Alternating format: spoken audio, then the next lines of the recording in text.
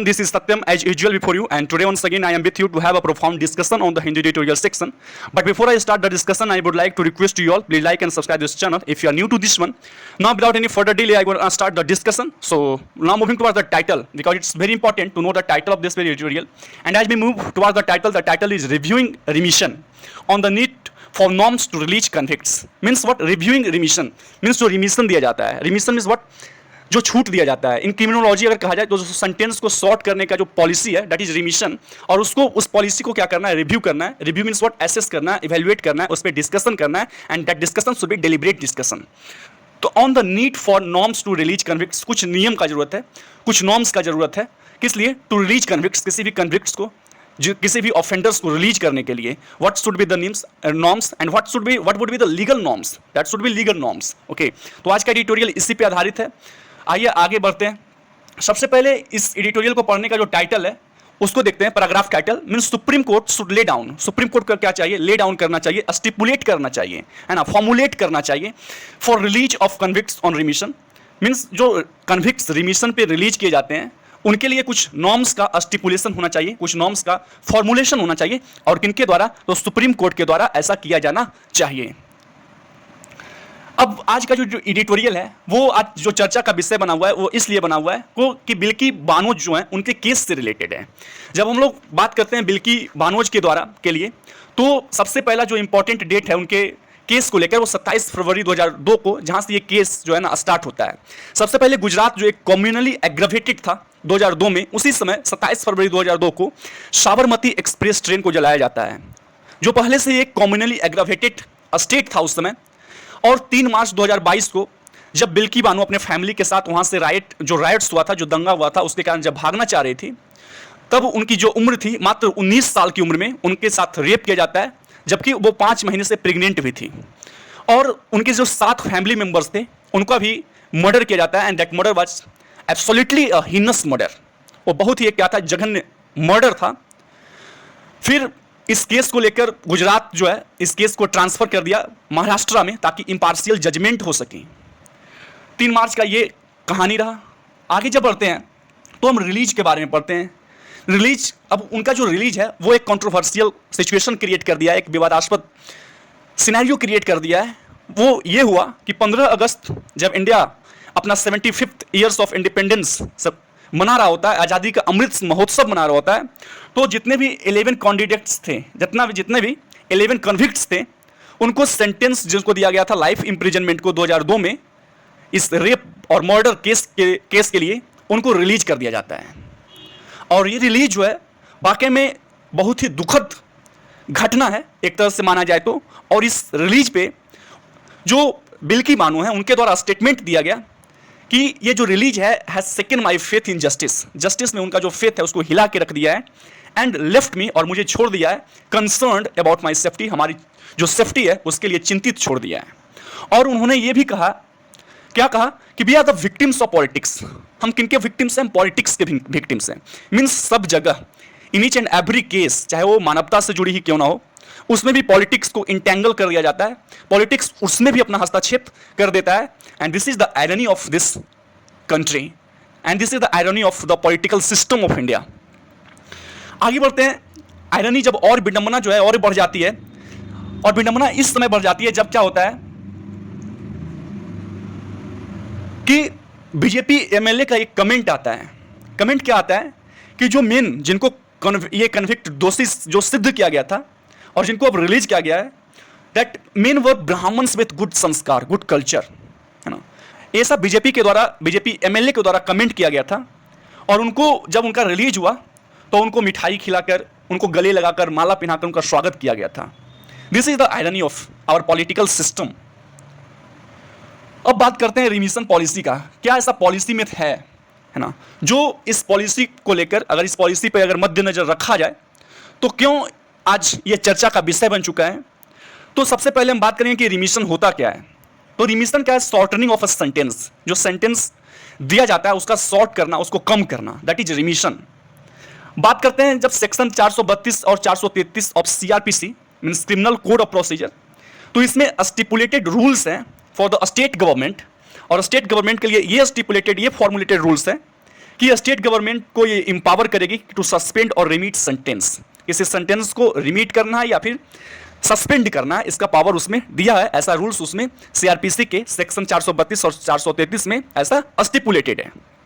और ऐसा इसलिए कि हम लोगों को पता है जो प्रिजन का जो सिद्धांत है, जो प्रिजन शब्द है, वो स्टेट लिस्ट में आता है। हम लोग को पता है भली भांति कि 3 लिस्ट होते हैं, यूनियन लिस्ट, कंकरेंट लिस्ट और स्टेट लिस्ट। यूनियन लिस्ट में जो भी सब्जेक्ट हैं उस पर यूनियन जो गवर्नमेंट है वो नियम कानून बनाते हैं, वो नॉर्म्स को फॉर्मुलेट करते हैं। और वहीं जो स्टेट लिस्ट में जितने भी सब्जेक्ट्स हैं उस पर स्टेट लिस्ट को पावर होता है कानून बनाने का। और जब बात की जाए कंकरेंट लिस्ट का, तो जो कंकरेंट लिस्ट है वो फुल्ली वो क्या होता है, स्टेट लिस्ट, ये स्टेट गवर्नमेंट और जो यूनियन गवर्नमेंट है, जो सेंट्रल गवर्नमेंट है, दोनों मिलकर उस पर कानून बनाते हैं। तो जो प्रिजन है वो क्या है, स्टेट गवर्नमेंट के पास आता है, स्टेट लिस्ट में आता है। एंड दैट्स व्हाई ये क्या है कि स्टेट लिस्ट इस पे कानून बनाने का उस पे हक दिया गया है। और इसमें यह बोला गया कि प्रिजनर्स जो है should not be released before 14 years, prisoners को बिना 14 साल से कम से उसको रिलीज नहीं करना है। वही बात करते हैं आर्टिकल जो सेक्शन 435 है कि state will act in consultation with central government. जो स्टेट गवर्नमेंट काम करेगी वो कंसल्टेशन के साथ काम करेगी, यूनियन गवर्नमेंट के कंसल्टेशन पे काम करेगी, उनसे सलाह मशवरा लेने के बाद काम करेगी। इफ अगर कोई केस जो है उसका इन्वेस्टिगेशन किसी एजेंसी के द्वारा हुआ है, सीबीआई के द्वारा हुआ है, ऐसा आर्टिकल जो सेक्शन 435 है सीआरपीसी का, क्रिमिनल कोड प्रोसीजर का, उसमें यह लिखा हुआ है। अब रिमिशन का 2 और इंपावर्ड किया जाता है। आर्टिकल 72 ऑफ इंडियन कॉन्स्टिट्यूशन वो इंपावर करता है कि इसको प्रेसिडेंट को कि ग्रांट रिमिशन ग्रांट किया जाए, कर सकते हैं। और वहीं आर्टिकल 161 को देखा जाए तो ये इंपावर करता है governor of the state in state to grant remission. This is about remission policy. अब रिमिशन पॉलिसी को लेकर चेंजेस क्या आया है, व्हाट आर द चेंजेस? तो जब हम बात करते हैं रिमिशन पॉलिसी जो 1992 का था, वो इसमें इस आधार पर रिमिशन दिया जाएगा, इस आधार पर ग्रांट किया जाएगा रिमिशन। उस समय nature of the crime to be not to be considered while deciding on remission plea. जब आप रिमिशन प्लिया पे डिसाइड कर रहे हैं तो उस समय नेचर ऑफ द क्राइम को डिसकंसिडर नहीं करना है। ये 1992 का रिमिशन पॉलिसी था। लेकिन 2014 है ना, 2014 का जो अभी करेंट पॉलिसी है उसमें ये बताया गया कि जो person convicted for a gang rape and murder can't be released. उसमें यह बताया गया कि अगर कोई व्यक्ति, अगर कोई कन्विक्ट, कोई ऑफेंडर, कोई कल्प्रिट अगर गैंग रेप या फिर मर्डर के लिए उनको कन्विक्ट किया गया, उनको दोषी सिद्ध किया गया है, तो उनको रिलीज नहीं करना है। This is all about the gist of this very editorial, this is the essence of this very editorial, what we gonna learn it. अब आइए अब एक एक लाइन करके एडिटोरियल को पढ़ना स्टार्ट करते हैं। Public spirited activist have done well to challenge the supreme court. Means जो पब्लिक स्पिरिटेड है, एक्टिविस्ट है, उन्होंने बहुत अच्छा काम किया है। टू चैलेंज, क्या किया? चैलेंज किया है in the supreme court the premature release. Premature means क्या? समय से पहले, प्रीमैच्योर रिलीज ऑफ, किनका रिलीज हुआ है? 11 कन्विक्ट्स का, who were serving life terms of the gang rape of women, जो सर्व कर रहे होते हैं लाइफ इंप्रिजनमेंट को। किनका लाइफ, फॉर किस लिए? तो for the gang rape of women, gang rape करते हैं एक विमेन का, and the murder of at least 7 people, और कम से कम 7 लोगों को जो मर्डर करते हैं इन 2002 में जो एंटी मुस्लिम प्रोग्राम इन गुजरात होता है। यानी कि गुजरात में जो एंटी मुस्लिम प्रोग्राम हुआ था, उसमें क्या हुआ था कि 11 लोगों ने क्या हुआ था, उनको दोषी सिद्ध किया गया था गैंग रेप और मर्डर के लिए। अब उनको क्या किया गया है, जो रिलीज किया गया है वो भी प्रीमैच्योर रिलीज। तो उनका जो प्रीमैच्योर रिलीज है उसको चैलेंज किया गया है सुप्रीम कोर्ट में। ये बहुत ही क्या है, एक बिल डन है ना, अच्छा काम किया गया है इनके द्वारा, जो पब्लिक स्पिरिटेड एक्टिविस्ट हैं। आगे बढ़ते हैं। बिल्किस बानो द सर्वाइवर, उस राइट्स में उनके साथ जो रेप हुआ था वो सर्वाइवर है, मींस अभी जीवित हैं। Has not move to court so far, अभी तक उन्होंने कोर्ट जो है मूव नहीं किया है, बट इट इज क्लियर, लेकिन अब ये क्या है, क्रिस्टल क्लियर है, बहुत ही साफ है दैट द कंट्रोवर्शियल ऑर्डर, लेकिन जो अब ये साफ है, जो विवादास्पद ऑर्डर आया है, जो आदेश आया है ऑफ द गुजरात गवर्नमेंट, किनका? गुजरात गवर्नमेंट का, ग्रांटिंग रिमिशन ग्रांट करने का टू द कन्विक्ट्स को, should be subject of judicial review. एक ऐसा सब्जेक्ट बन चुका है, एक ऐसा विषय बन चुका है जो इसको जुडिशियल रिव्यू चाहिए, है ना, न्यायिक रिव्यू चाहिए, प्रशिक्षण चाहिए, है ना, उसका न्यायिक निरीक्षण होना चाहिए। That those found guilty of multiple murders, means वैसे लोग जो क्या है, मल्टीपल मर्डर्स का गिल्टी हैं, दोषी पाए जाते हैं, including that of A 3-year-old child and a gang rape, were found suitable candidates for premature release is unacceptable.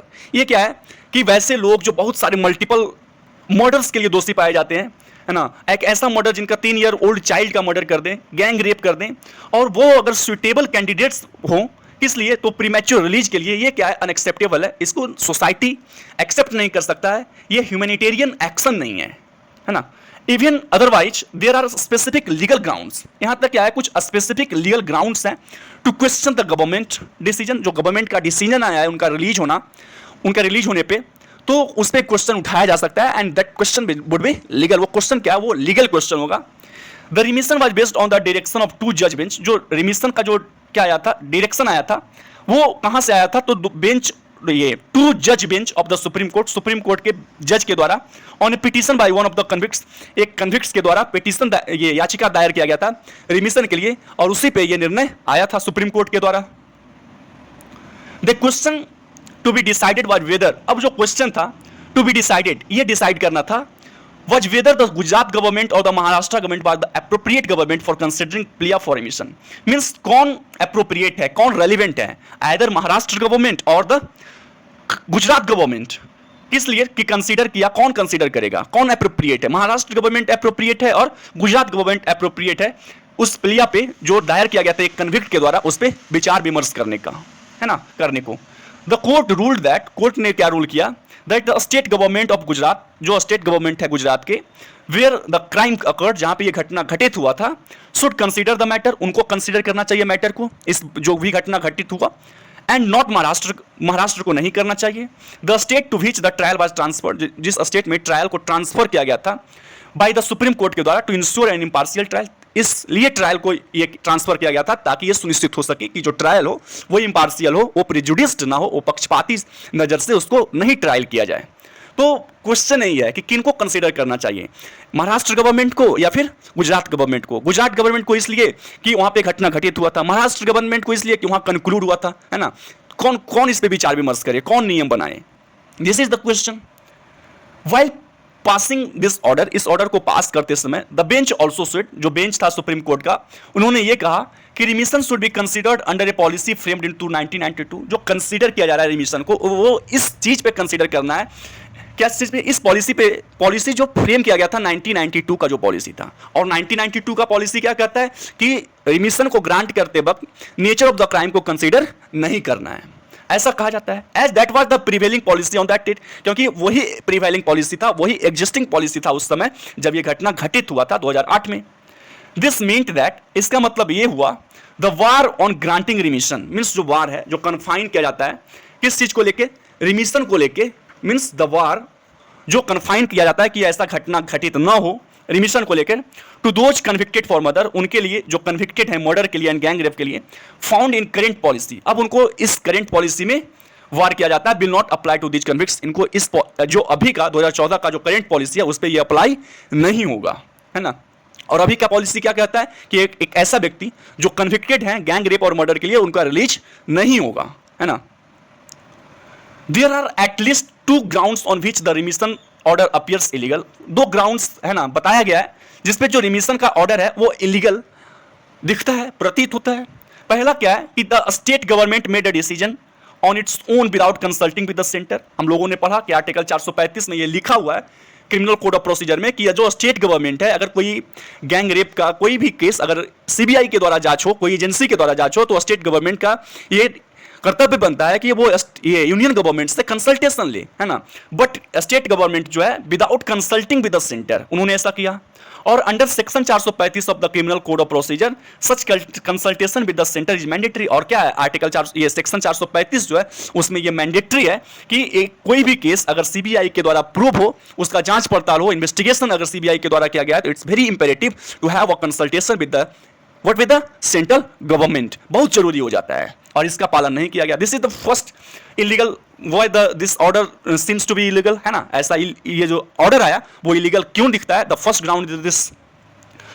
Further the composition of the committee, means जो कमिटी का कंपोजिशन किया गया था, जो गठन किया गया था, दैट रिकमेंडेड रिमिशन, जिन्होंने रिकमेंड किया रिमिशन को, for the convicts instead of consisted of 2 BJP legislators. उसमें क्या है, 2 बीजेपी लेजिस्लेटर्स हैं, है ना। जो कमिटी रिकमेंड किया था रिमिशन को, उस रिमिशन कमिटी में दो बीजेपी लेजिस्लेटर्स हैं। आइडियली अगर देखा जाए ए रिमिशन पैनल शुड कंप्राइज, एक रिमिशन अगर जो कमेटी है उसमें किनको होना चाहिए, तो उनमें होना चाहिए सीनियर गवर्नमेंट ऑफिशियल्स को, इंचार्ज ऑफ होम और लॉ, जो होम और लॉ में इंचार्ज हैं, है ना, लॉ मिनिस्टर या फिर होम मिनिस्टर। ए डिस्ट्रिक्ट जज हो सकते हैं, द प्रिजन सुपरिटेंडेंट हो सकते हैं, एंड ऑफिसर्स, और ऑफिसर्स हो सकते हैं हु वुड, है ना, who deal with probation and rehabilitation of offenders, जो डील करते हैं प्रोबेशन, और प्रोबेशन क्या होता है, मींस किसी भी रिलीज होना किसी भी ऑफेंडर्स का from detention on critical examination and evaluation of good behaviour, that is called probation. तो जो प्रोबेशन और rehabilitation, rehabilitation means what, means जो हेल्प करे to live a normal life, means वैसे व्यक्ति होने चाहिए जो प्रोबेशन और रिहेबिलिटेशन से डील करे, है ना। The presence of political members certainly vitiates this decision, किसी भी पॉलिटिकल मेंबर्स का उसने उस कमिटी में प्रेजेंट होना, it will surely vitiate the decision making. ये बिल्कुल है, it's crystal clear that the presence of any political member will certainly vitiate the decision making, और ऐसा ही हुआ। फर्दर इट अपीयर्स दैट, आगे ऐसा यह प्रतीत होता है कि ऑब्जेक्शन ऑफ द डिस्ट्रिक्ट जज कंसर्न वाज डिसरिगार्डेड, जो ऑब्जेक्शन किया गया था डिस्ट्रिक्ट जज के द्वारा कंसर्न को, वो डिसरिगार्ड किया गया, उसका कोई रिगार्ड नहीं किया गया। Casting A shadow on it's the legitimacy, और उस पर क्या किया गया, कास्टिंग ए शैडो, उसको दबाया गया, the legitimacy of the remission, जो लेजिटिमेसी थी, जो वैधता थी रिमिशन को, उसको दबाया गया। इट विल बी एप्रोप्रिएट, यह एप्रोप्रिएट होगा, रेलिवेंट होगा, if the supreme court constitutes A bench, अगर सुप्रीम कोर्ट एक बेंच को कंस्टिट्यूट करे, बनाए, ऑफ सफिशिएंट साइज, जो क्या हो, सफिशिएंट साइज का हो, सब्सटेंशियल साइज का हो, फिर रिकंसीडर जजमेंट, फिर से उस जजमेंट को रिकंसीडर करें, फिर से उस पर सोच विचार करें, that allow the remission policy obtaining on the date of convicts instead of the policy currently in force, और वो सफिशिएंट जो साइज होगा, जो कमिटी बनाएगा, वो उस डेट में जब ये घटना घटित हुआ था उस पॉलिसी को विचार विमर्श करते हुए डिसीजन बनाए, ना कि जो अभी करेंट पॉलिसी चल रहा है 2014 में जो अमेंडमेंट हुआ था पॉलिसी में, उस पॉलिसी को देखकर डिसीजन मेकिंग नहीं करे। वेदर, अब ये है कि as well as decide the question of whether the appropriate government should be one on the state or where the crime took place or the state to which the trial was transferred on judicial orders, और उनको ये question पे भी सवाल करना है कि कौन सा गवर्नमेंट जो है अप्रोप्रिएट है, वो जो जिस स्टेट में ये घटना घटित था वो इसके लिए रिलेवेंट है, वो इसके लिए क्या है, अप्रोप्रिएट है, या फिर वो स्टेट जहां पे इस ट्रायल को जुडिशियल ऑर्डर्स के लिए, है ना, जुडिशियल ऑर्डर्स के लिए इसको ट्रांसफर किया गया था ताकि क्या हो सके, इम्पार्शियल जजमेंट निकल सके। तो which government is relevant, which government is appropriate to take decision, है ना, इस पे भी उनको, उस कमेटी को जो सुप्रीम कोर्ट के द्वारा बनाया जाना चाहिए, उनको बात विचार, है ना, विचार विमर्श करना चाहिए। The last paragraph is it can also spell out, है ना, it can also explain out the counters of a rational remission, means क्या काउंटर होना चाहिए, क्या शेप होना चाहिए, किस तरह का होना चाहिए जो रेशनल रिमिशन है। रेशनल मींस व्हाट, तर्कसंगत रिमिशन होना चाहिए policy. One that will be inform by the humanitarian, एक जो इन्फॉर्म होना चाहिए ह्यूमैनिटेरियन कंसीडर से, ह्यूमैनिटेरियन मींस जो सिक करे वेलफेयर, ह्यूमन वेलफेयर को, as well as the scope for reform, और वैसे स्कोप को जो रिफॉर्म ला सके, of the offenders and their sense of remorse, और उनकी जो सेंस ऑफ रिमोर्स है, जो पश्चाताप की जो भावना है, जो सेंस है, उसमें मीन्स उस फॉर्म में, उस कमिटी में ये भी स्पिल्ड आउट होना चाहिए, ये भी एक्सप्लेन होना चाहिए आउट द काउंटर्स, क्या शेप होनी चाहिए, what should be the counters of rational remission, है ना, रेशनल तार्किक रिमिशन का क्या शेप होना चाहिए, तर्कसंगत रिमिशन का क्या शेप होना चाहिए, क्या स्ट्रक्चर होना चाहिए, that one will be informed of humanitarian consideration, किसी को मानवता की ह्यूमैनिटेरियन कंसिडरेशन करना चाहिए, है ना, मानव वेलफेयर के लिए, ह्यूमन वेलफेयर के लिए कंसीडर करना चाहिए, एज वेल एज, और क्या, there should must be scope for reform, reform का स्कोप होना चाहिए, ऑफेंडर्स को रिफॉर्म का स्कोप देना चाहिए, and their sense of remorse, है ना। This is all about today's editorial, और आशा करते हैं कि एडिटोरियल आपको समझ में आया होगा, and thank you, have a nice day, bye bye all of you. So धन्यवाद।